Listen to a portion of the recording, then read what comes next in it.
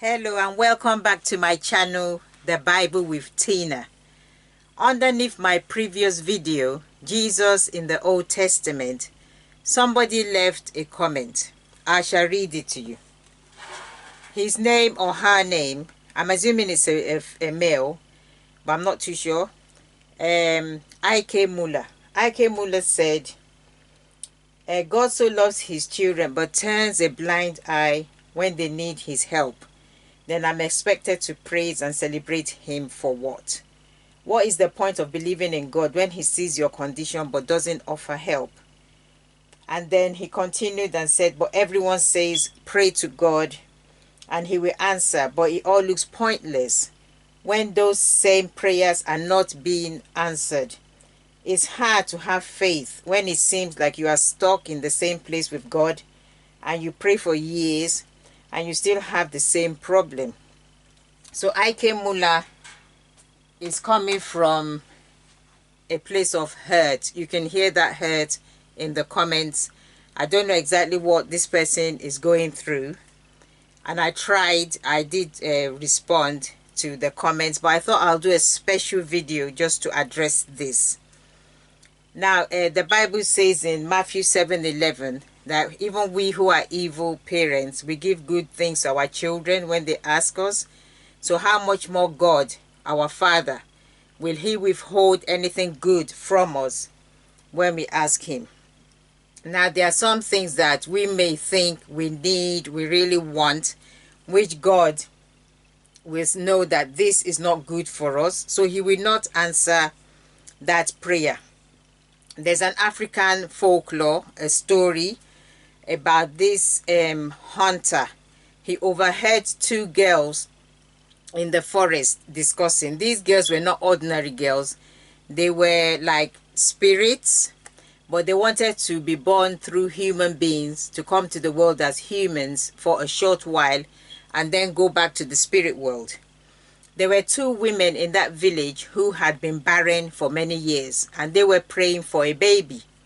So these two girls were discussing in the forest that they will each enter the womb of one of these barren women and be born.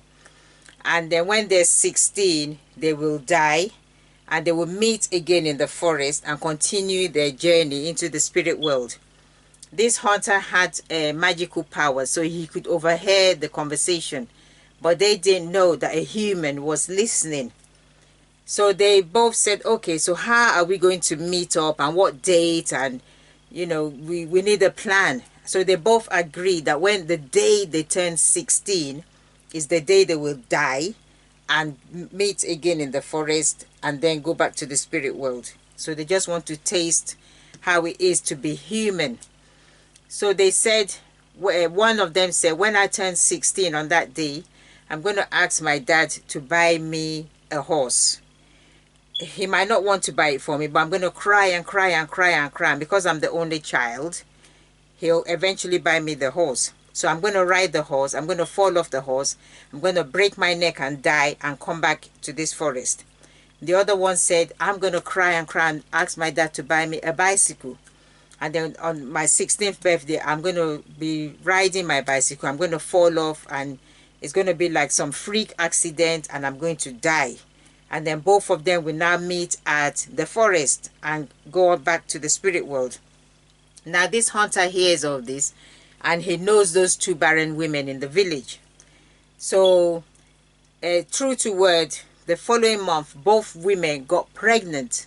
Both of them. So there was lots of jubilation in the village that finally, after so many years, their prayers had been answered. They're going to have a baby. So on the naming day, the naming ceremony, they both had girls. The hunter went to visit both women, rejoicing with them. And then he said he had a request. He wanted both those daughters for his sons. He had twin boys, about 2 to 3 year olds, so quite young boys. And he wants his twin boys to marry those two girls. So, and because he's a wealthy man, you know, and it's not an unusual request in those days in that village, the mom said, fine, that's okay. You know, we would gladly give our daughters to your sons in this village, you're like influential and everybody respects you. So yeah, we would love that. So they agreed. And then before the hunter left, he made another unusual request and said, okay, anytime this daughter of yours asks you for a horse, to buy me a horse, don't. They're going to cry and weep and sob. Do not buy that horse. And your daughter is going to ask you for a bicycle. No matter what, even if they've thrown themselves on the floor, they're getting a tantrum, they're weeping, sobbing, crying blood, don't. The parents looked at him like, this is quite weird. Where is this coming from? But they said, okay. And true to word, when those kids turned 16, the one asked for a horse, the other one asked for a bicycle, and the parents refused. They remembered what the hunter said. They almost gave in. These are their precious daughters crying, and we could get the horse, we could get the bike, but they remembered what the hunter said and they did not. So those girls were unable to fulfill their vow to die and meet again. Where I'm going with that story is that this is how God protects us. He knows maybe you have 3 daughters and you are praying for a son. God knows maybe that boy is going to be the death of you. We've seen instances where children pull a gun on their parents. We've seen it happen. It's there in news and films and everything. Maybe God says, okay, if this family have a son, that boy is going to kill them. He won't answer you. So you'll be praying and praying and praying, and then you get pregnant, and the next baby, the 4th, a girl. Like, God, why? I prayed for a son. He knows what's best for us. Also, you might be praying for a car, and God knows, okay, you're going to get into an accident. He may withhold it and not answer your prayer. It doesn't mean that God does not answer prayers. I was in a church that I had to leave. I've told my story so many times. I was being treated really badly by the pastor, really, really badly. And my prayer every day was, God, please soften the heart of this man towards me. Soften his heart. Every day that was my prayer. Lord, soften his heart. Soften his heart. Because I was going through hell. And each time when I went to the church, instead of his heart to be softened, it was even more hard. I'll come home and say, but God, I prayed. I said you should soften his heart. But his heart's not softened still. God, why? Every day. And it continued like that. For 6 to 9 months, I was going through hell. Eventually, I left. God never answered my prayer. He never softened that pastor's heart towards me. He never did. 3 weeks after I left on the 1st of September 2017. 3 short weeks later, 25th of September 2017, I began my daily writing. I call it 1 Minute with Tina. You can check my community tab or the links beneath my Facebook links, and you'll see my stories. I've written a story a day since 25th September 2017. I would not have done that if I was still in that church. If God had answered my prayer and softened his heart, I wouldn't have had my 1 Minute with Tina stories that I do today, which is blessing so many people. This YouTube channel, I wouldn't have created it if God has softened his heart and listened to my prayer. I would have still been in that church, and so what?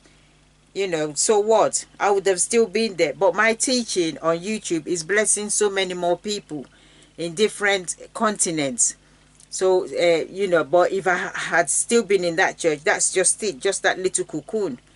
It was later that I thought, wow, God, I thank you for not answering my prayer. I really thank you. So God knows what is best for us. There's the Midrash says that when Moses' mom put him in the basket and put him on the river, Miriam, his sister, was watching the basket to see where, the river will lead it to. The Midrash says that when Miriam saw Pharaoh's daughter in the river bathing, she started praying that she should not see the basket. Lord, do not let her see the basket. Don't let her see my baby brother. God did not answer Miriam's prayer. Pharaoh's daughter saw the basket and took Moses and adopted him as her son. And we all know the story. He was raised in the palace. If God had answered Miriam's prayer, it's very unlikely that the basket can keep on going and going and going forever on the river. It might get to a waterfall, go down, the baby would drown, or it could get upset by crocodiles. There was lots of crocodiles in the Nile, and they would eat the baby. So God deliberately did not listen to Miriam's prayer to save the boy. So this is all I can say about this issue. When you are praying, just pray, God, not my will, but thy will be done. God, thy will be done. I'm grateful he did not answer my prayer. I won't be doing this today, and I would have still been there. I would have been happy. Oh, God answered my prayer. He softened, but I wouldn't know what I've missed. You know, this is much, much more than what I was doing there. You see, so God does answer prayers. But we need to pray, not my will, but thine be done. Lord, if it's in thy will, you know, do this for me. He knows the best. You know, he's omniscient. He knows the end from the beginning. He knows everything. So it's not like he doesn't answer prayer. He does. So don't give up praying. Don't give up praying. Just keep on praying to God, and his will shall be done in your life. I hope this helps. Ike Mula, I really hope this helps, and God bless you. If you want to chat with me, talk more, I'm available. My email is in the link, you know, pinned. You can email me and we can talk privately. God bless you. Thanks for watching. Bye.